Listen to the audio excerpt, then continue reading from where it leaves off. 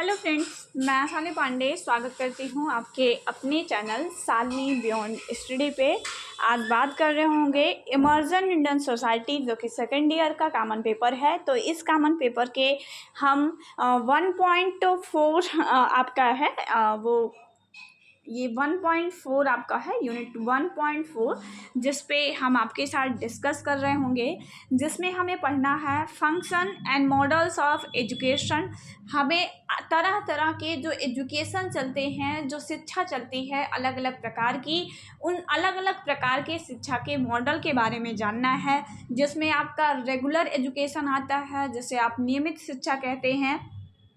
Open education आता है, जिसे आप खुली शिक्षा कहते हैं।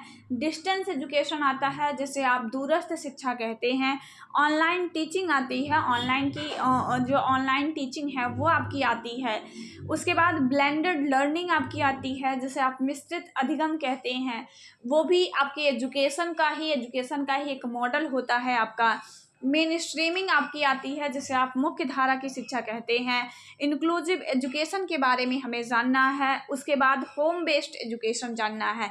इंक्लूसिव एजुकेशन, जिसे आप समावेशी शिक्षा कहते हैं, और होम बेस्ड एजुकेशन, जिसे आप गृह आधारित शिक्षा कहते हैं। तो इन सभी एजुकेशन सिस्टम के बारे में हमें जानना है।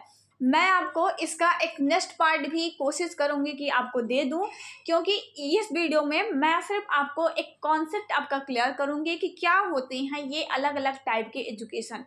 रेगुलर एजुकेशन क्या है, ओपन एजुकेशन क्या है, ऑनलाइन टीचिंग क्या है, ब्लेंडेड लर्निंग क्या है। तो इन सभी के बारे में एक छोटा सा परिचय मैं आपको दूंगी, ताकि आपका कॉन्सेप्ट अच्छा बना रहे और आप किसी भी टॉपिक को कहीं से भी पढ़ें तो इन कॉन्सेप्ट को समझ करके आपको वो पढ़ा हुआ चीज़, वो किताबी बातें आपको ईजी लगने लगे। इसी के उद्देश्य के साथ मैं आपको चीज़ें समझाने का प्रयास करूँगी। सबसे पहले एक एक करके हम देखेंगे। सबसे पहले हम रेगुलर एजुकेशन के बारे में जानेंगे कि नियमित शिक्षा क्या होती है।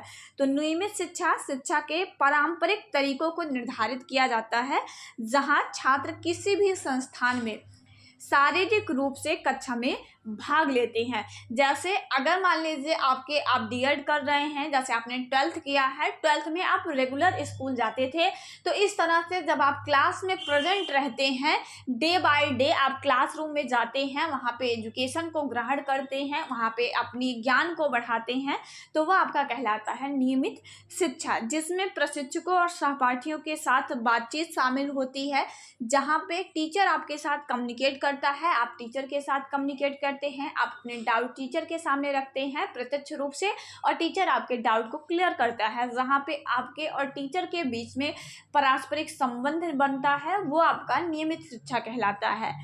यह पारंपरिक दृष्टिकोण निश्चित कार्यक्रम और समन्वय के साथ वास्तविक समय बातचीत के साथ एक संरक्षित शिक्षा वातावरण प्रदान करता है।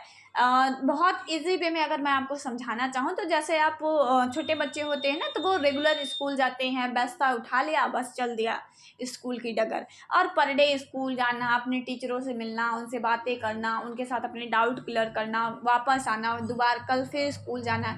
तो इस तरह की जो एजुकेशन आपकी चलती है वो होती है नियमित शिक्षा। मैं आपको दोबारा से बता रही हूँ, ये वीडियो आपका कॉन्सेप्ट क्लियर करेगा। आपको सारे जितने भी टाइप ऑफ मॉडल्स दिए गए हैं एजुकेशन के, उन सभी मॉडल को मैं आपको संक्षिप्त में इस वीडियो में समझाऊंगी। उसके फंक्शन मैं आपको एक नेक्स्ट वीडियो दे दूंगी, जिसमें मैं आपको उसके फंक्शन बता दूंगी। ठीक है, अब हम बात करेंगे ओपन एजुकेशन की, कि ओपन एजुकेशन क्या होता है, जिसे आपको खुली शिक्षा कहते हैं। तो ओपन एजुकेशन में छात्र किसी भी आयु सीमा के बिना किसी भी पाठ्यक्रम में प्रवेश ले सकते हैं। ओपन एजुकेशन सिस्टम एक ऐसा एजुकेशन सिस्टम होता है जहाँ पे कुछ भी निर्धारित नहीं होता है। आपका मन है बीए करने का, तो फिर आप जाकर के बीए में एडमिशन ले सकते हैं। आपके पास इंटर की डिग्री है नहीं है, कोई मायने नहीं रखता है। आप किसी भी उम्र में जाकर के एडमिशन ले सकते हैं। वहाँ पे वर्चुअली आप मतलब आप शारीरिक रूप से वहाँ जो है प्रेजेंट भी नहीं रहते हैं। जैसे मान लीजिए आपको फॉरेन की किसी यूनिवर्सिटी की डिग्री लेनी है, तो आप ओपन एजुकेशन से ले सकते हैं। आप वहाँ पे अपना नाम दर्ज करवा देंगे, आपकी पढ़ाई चलती रहेगी, आप साथ में अपना जॉब भी करते रहिए, आपकी एजुकेशन भी चलती रहेगी, वो आपको डिग्री दे देंगे। इस तरह की education system open education system होती है। इसका लाभ वे भी उठा सकते हैं जिनकी पढ़ाई छूट गई है या फिर अपनी पढ़ाई वो जारी रखना चाहते हैं। जैसे कोई ऐसा व्यक्ति है जो मान लीजिए किसकी पढ़ाई छूट गई किसी भी रीजन की वजह से, जैसे मान लीजिए कोई 12th तक किया था और उसकी पढ़ाई छूट गई, अब आगे वो बीएड करना चाहता है और उसके पास टाइम नहीं है, उसकी मजबूरी है कि वो उसको नौकरी करना ही करना है, तो फिर अगर वो चाहे अपनी एजुकेशन को आगे बढ़ाना तो फिर वो ओपन एजुकेशन में जा करके और वो जो है अपनी एजुकेशन को पूरी कर सकता है। यहाँ पे प्रत्यक्ष रूप से आपको प्रेजेंट नहीं होना है, आपको रेगुलर क्लास नहीं करनी है, आप बिल्कुल आपकी उम्र की कोई बाउंडेशन नहीं है। जैसे आप 60 के बाद पढ़ना चाहते हैं, 45 के बाद पढ़ना चाहते हैं, 35 के बाद पढ़ना चाहते हैं, आपकी इच्छा है कि आप पढ़ाई को आगे जारी रखें, आपके पास डिग्रियाँ हो तो फिर आप ले सकते हैं। खुली शिक्षा के लिए कुछ शिक्षण संस्थान स्थापित किए जाते हैं। विश्व का पहला स्वतंत्र विश्वविद्यालय 1969 में इंग्लैंड में मिल्टन कीन्स द्वारा जो है वो स्थापित किया गया था। जो पहला आपका खुला विश्वविद्यालय था वो 1969 में इंग्लैंड में एक मिल्टन कीन्स थे, मिल्टन कीन्स इनके द्वारा ही स्थापित किया गया था इस तरह का एजुकेशन का सिस्टम। मुक्त विश्वविद्यालय के उस रूप को संदर्भित करता है जो छात्रों को बिना किसी आयु प्रतिबंध और संबंधित क्षेत्र में पूर्व अनुभव की खुली प्रवेश सुविधा जो है वो प्रदान करता है। आपके पास पहले की कोई एक्सपीरियंस नहीं है फिर भी वो आपको जो है अगली कक्षाओं में जो है वो आपका एडमिशन कर लेते हैं। इसमें छात्रों को न्यूनतम शिक्षा के आधार पर प्रवेश दिया जाता है कि कम से कम उनका एजुकेशन बैकग्राउंड जो है वो क्या होता है। एक मुक्त विश्वविद्यालय में उम्मीदवार अपनी पसंद के पाठ्यक्रम में अपना नामांकन करा सकते हैं। जिस भी पाठ्यक्रम में वो इन्वॉल्व होना चाहते हैं उसमें जाकर वो अपना नामांकन करा लेंगे और जिन छात्रों ने अपनी शिक्षा बंद कर दी है वो इसे आगे भी जारी रख सकते हैं। तो हम कह सकते हैं कि जो खुला विश्वविद्यालय होता है वो छात्रों को एक दूसरा मौका देता है खुद को आगे बढ़ाने का, खुद को एजुकेट करने का और इसके माध्यम से प्राप्त डिग्री के मूल्य पर बहुत लोग ऐसा मानते हैं कि खुला विश्वविद्यालय से अगर आपने डिग्री ली है तो उसका कोई वैल्यू नहीं है, बट ऐसा नहीं होता है। खुला विश्वविद्यालय से ली गई डिग्री का भी अपना महत्व होता है। तो ये आपका था खुला विश्वविद्यालय। अब हम पढ़ेंगे आपका डिस्टेंस एजुकेशन के बारे में जिसे आप दूरस्थ शिक्षा के नाम से जानते हैं। दूरस्थ शिक्षा ये संस्था आधारित एक औपचारिक शिक्षा होती है। जो डिस्टेंस एजुकेशन होती है आपसे पूछा जाएगा ये क्या एक फॉर्मल एजुकेशन है या इनफॉर्मल है, मतलब औपचारिक है या अनौपचारिक है। कल की वीडियो में मैंने आपको बताया था कि फॉर्मल एंड इनफॉर्मल क्या होता है। तो आपसे पूछा जा सकता है कि दूरस्थ शिक्षा जो है वो किस प्रकार की संस्थान पर आधारित है, फॉर्मल या इनफॉर्मल। तो हम कहेंगे कि ये एक फॉर्मल एजुकेशन सिस्टम होता है जिसमें छात्रों और शिक्षकों को अलग अलग किया जाता है या छात्रों, प्रशिक्षक और संसाधनों को जोड़ने के लिए विभिन्न इंटरैक्टिव दूरसंचार प्रणाली का जो है वो उपयोग करता है। इसमें अलग अलग तरह की जो दूरसंचार प्रणाली है मतलब उन सभी का उपयोग करके इन सभी का उपयोग जो है इसमें किया जाता है। इसीलिए छात्रों को नियमित उपस्थिति के लिए कक्षा में शारीरिक रूप से उपस्थित होना अनिवार्य नहीं है। देखिए दूरस्थ शिक्षा में भी ऐसा होता है कि बच्चे को शारीरिक रूप से वहाँ पे रोज़ प्रेजेंट होना नहीं पड़ता है, लेकिन ऐसा नहीं है कि उनको मुक्त शिक्षा की तरह उनको बिल्कुल ही विद्यालय नहीं जाना है, ऐसा नहीं होता है। डिस्टेंस एजुकेशन में ये होता है कि आप दूर बैठे अगर आप जो है आप समय दे करके विद्यालय में नहीं आ सकते हैं तो आप ऑनलाइन टीचिंग के माध्यम से या फिर मतलब किसी भी सैटेलाइट के माध्यम से या समाचार पत्रों के माध्यम से विद्यालय आपको जो है मटेरियल देता रहेगा, आप घर बैठकर अपनी पढ़ाई कर सकते हैं। इस तरह की एजुकेशन सिस्टम ये होता है। इसीलिए छात्र अपनी शिक्षा के लिए जो है वो जिम्मेदार होता है। इसमें बच्चा के ऊपर डिपेंड रहता है, बच्चे के ऊपर डिपेंड है कि वो कितना ज़्यादा पढ़ सकता है। जैसे डिस्टेंस एजुकेशन में क्या होता है कि लोग एडमिशन ले लेते हैं और जो भी विद्यालय या संस्थान की तरफ से जो भी उनको मटेरियल दिया जाता है उसको वो अपने तरीके से मन किया तो थोड़ा बहुत ऑनलाइन कवर कर लिया, थोड़ा बहुत जो है विद्यालय जाकर कवर कर लिया, कुछ समाचार पत्रों से अगर उनको कुछ भी मटेरियल मिल रहा है तो वहाँ से कवर कर लिया। वो अपनी कैपेसिटी के अकॉर्डिंग जो है वो चीज़ों को कवर कर लेते हैं। तो इस तरह की एजुकेशन सिस्टम आपकी डिस्टेंस एजुकेशन होती है। और दूरस्थ शिक्षा पद्धति में सामग्री वितरण विभिन्न प्रकार की प्रौद्योगिकी उपकरणों के माध्यम से किया जाता है, जैसे उपग्रह हो गया, कंप्यूटर हो गया, टेलीविज़न हो गया, वीडियो, स्मार्टफोन, इन सभी के माध्यम से संभव होते हैं। इन सभी के माध्यम से बच्चे तक जो भी सिलेबस मटेरियल या जो भी रहता है उस सब बच्चे तक प्रोवाइड करवाया जाता है और बच्चा अपनी कैपेसिटी के अनुसार चीज़ों को पढ़ता है।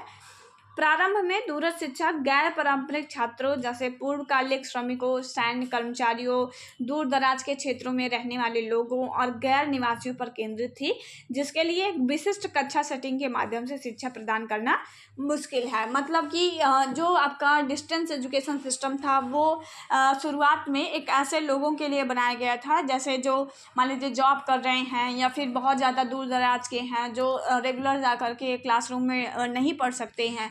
तो ऐसे लोगों के लिए जो है ये शुरुआत में जो है वो डेवलप किया गया था, लेकिन बाद में आज डिस्टेंस एजुकेशन के माध्यम से बहुत सारे लोग जो है वो एजुकेशन को ग्रहण करते हैं। उसके बाद ब्लेंडेड लर्निंग आता है, मिश्रित प्रणाली शिक्षा या ब्लेंडेड लर्निंग आप कहते हैं।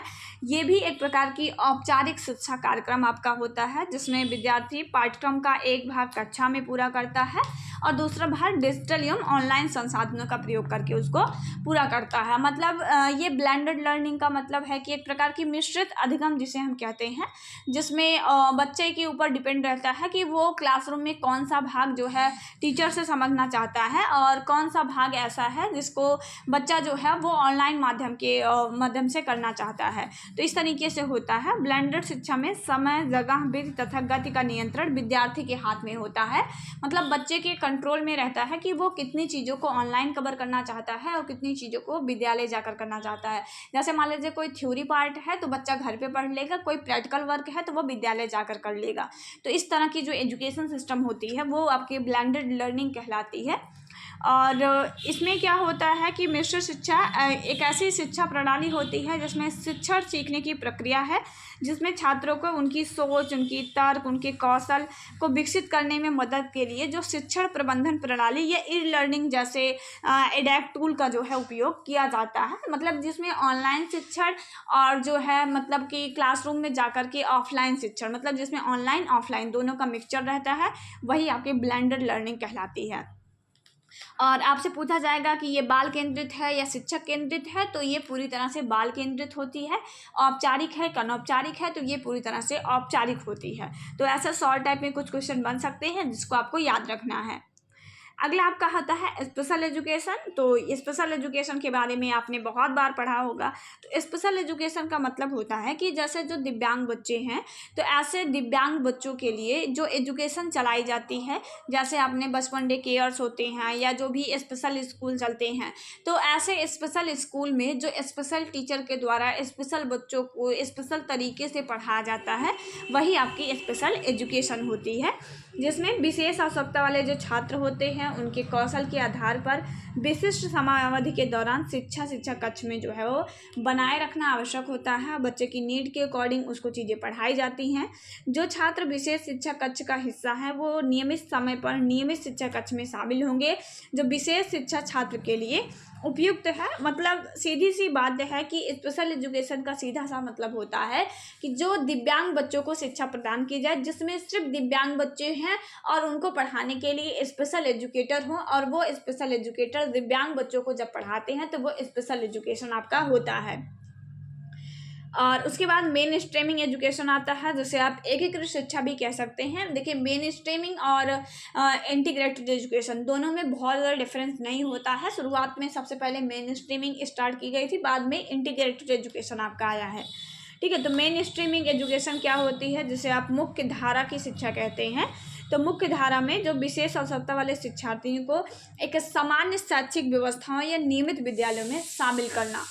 देखिए, मुख्य जैसे हम कहते नहीं है कि बच्चे को मुख्य धारा से जोड़ना है। मुख्य धारा का क्या मतलब है कि बच्चा दिव्यांग है तो उसका अपना एक अलग बैकग्राउंड है, और दिव्यांग बच्चों के क्षेत्र से निकाल करके उसको सामान्य लोगों में शामिल करना, यही कहलाता है मुख्य धारा। तो ऐसे ही मुख्य धारा एजुकेशन से तात्पर्य हो जाता है कि जो दिव्यांग बच्चे पहले स्पेशल स्कूल में पढ़ते थे उनको वहाँ से निकाल करके, थोड़े समय के लिए निकाल करके, उनकी ज़रूरत के हिसाब से आप सामान्य बच्चों के साथ जब शामिल करते हैं। लेकिन ध्यान रखें कि यहाँ पे सिर्फ अल्प समय के लिए ही शामिल किया जाता था, पूरे समय के लिए शामिल नहीं किया जाता था। जबकि जो एकीकृत एजुकेशन होती है उसमें पूरे समय के लिए शामिल किया जाता था, बट नीड का ध्यान नहीं रखा जाता था। बहुत ध्यान से आपको पढ़ना है। Main streaming, integrated and inclusive education, तीनों में आपको डिफरेंस जानना है। स्पेशल एजुकेशन होता है जहाँ पे केवल दिव्यांग बच्चे पढ़ते हैं। मेन स्ट्रीमिंग या मुख्य धारा की शिक्षा से तात्पर्य होता है जहाँ पे सामान्य बच्चों के साथ साथ दिव्यांग बच्चों को थोड़े समय के लिए सामान्य बच्चों के साथ हम शामिल कर दें। सामान्य बच्चों के साथ थोड़े समय के लिए जब दिव्यांग बच्चों को शामिल करते हैं तो ऐसी प्रकार की जो शिक्षा व्यवस्था होती है वो कहलाती है आपकी मुख्य धारा की शिक्षा। और ये बच्चे सामान्य कक्षा के विद्यार्थियों से अलग थलग रहते हैं।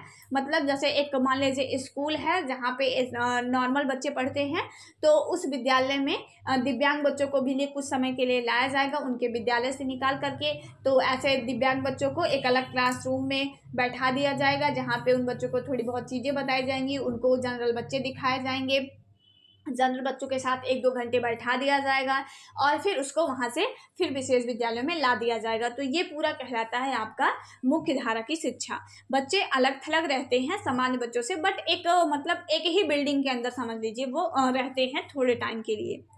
यह एक मनोवैज्ञानिक, सामाजिक, आर्थिक और शैक्षणिक रूप से अस्वस्थ हैं या विकलांग शिक्षार्थियों में हीन भावना पैदा करता है, जिसके लिए विकलांग बच्चों को समुदाय के अन्य बच्चों से अलग करना एक विवादास्पद जो है मुद्दा रहा है। मैं आपको थोड़ा सा यहाँ पे अगर समझाने का प्रयास करूँ तो मेन स्ट्रीमिंग एजुकेशन इस तरह का एजुकेशन था कि जैसे दिव्यांग बच्चों को क्या किया जाता था कि सामान्य बच्चों के साथ थोड़े समय के लिए इंक्लूड कर दिया जाता था, जहाँ पे दिव्यांग बच्चे सामान्य बच्चों को देखते थे।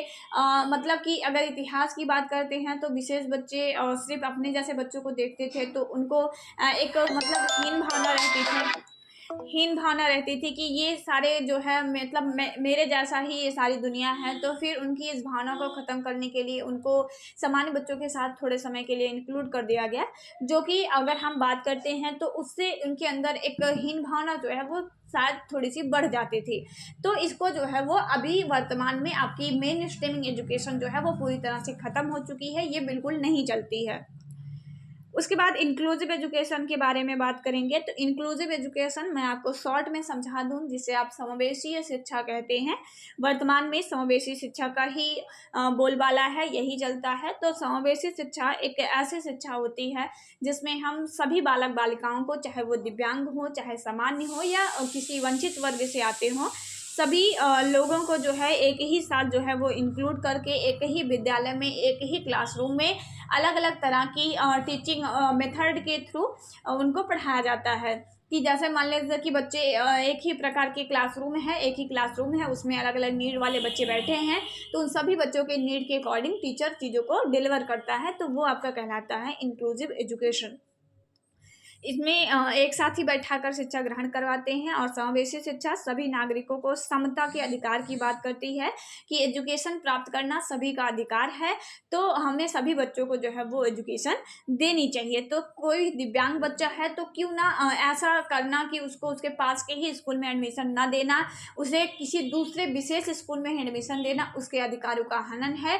तो इसीलिए उसके अधिकारों का हनन ना हो, उसको समान रूप से अधिकार मिले। जैसे शिक्षा प्राप्त करना सभी का अधिकार है, तो उसको भी वो अधिकार मिले। तो उसके पास के ही विद्यालय में, जो सामान्य विद्यालय होते हैं, उसमें ही उसको एडमिशन दे देना और उसकी सारी ज़रूरतों को उसी विद्यालय के अंदर फुलफिल करना, यही कहलाता है समावेशी शिक्षा। इसमें बालक इम्पॉर्टेंट होता है, बालक की नीड इम्पॉर्टेंट होती है। और इस विशिष्ट बालकों को समावेशी शिक्षा के द्वारा सामान्य विद्यालयों में सामान्य बालकों के साथ कुछ अधिक जो सुविधाएं हैं वो प्रदान की जाती हैं। और नेक्स्ट आपका आता है होम बेस्ड एजुकेशन, जिसमें आपका होम का मतलब होता है घर, जिसे आप गृह कह सकते हैं। बेस्ड का मतलब आधारित और एजुकेशन का मतलब होता है शिक्षा। तो होम बेस्ड एजुकेशन का मतलब होता है घर आधारित शिक्षा या गृह आधारित शिक्षा। तो गृह आधारित शिक्षा से सीधा सा मतलब होता है जहाँ पे बच्चों को घर पर जा कर के बच्चों की नीड के अकॉर्डिंग उनको एजुकेशन दी जाए। बहुत सारे ऐसे बच्चे होते हैं जो चल कर के विद्यालय नहीं आ सकते हैं, तो ऐसे बच्चों के लिए स्पेशल एजुकेटर घर घर घर जाकर के बच्चों को एजुकेशन देते हैं, यही सिस्टम कहलाता है होम बेस्ड एजुकेशन। जैसे आपने IT टीचर का नाम अगर सुना होगा, जिसे आप इंटीग्रेटेड टीचर कहते हैं, तो इंटीग्रेटेड टीचर का जो रोल होता है वो घर घर जाकर के बच्चों को ऐसे मटेरियल्स प्रदान करना, ऐसी चीज़ों को सिखाना जहाँ से बच्चे का विकास हो सके। तो ये घर घर जाकर के जो उनको शिक्षा दी जाती है, उनकी नीड को फुलफिल किया जाता है, यही कहलाती है होम बेस्ड एजुकेशन। तो आपके सिलेबस में इस सभी प्रकार के एजुकेशन सिस्टम के बारे में, सभी प्रकार के एजुकेशन मॉडल के बारे में आपको जानना था, जो मैंने इस वीडियो में आपको बहुत शॉर्ट में बता रखा है। नेक्स्ट वीडियो में मैं आपको इसका फंक्शन भी बताऊंगी, बट उसको देखने के लिए आप चैनल को एक बार ज़रूर सब्सक्राइब करके बेल आइकन को प्रेस कर लीजिएगा, ताकि जब भी वीडियो अपलोड की जाए तो उसका नोटिफिकेशन आप तक पहुंच जाए। और टेलीग्राम चैनल से आप इसका PDF ले सकते हैं, तो टेलीग्राम को ज्वाइन जरूर करिएगा। मिलेंगे नेक्स्ट वीडियो में, तब तक के लिए जय हिंद, वंदे मातरम।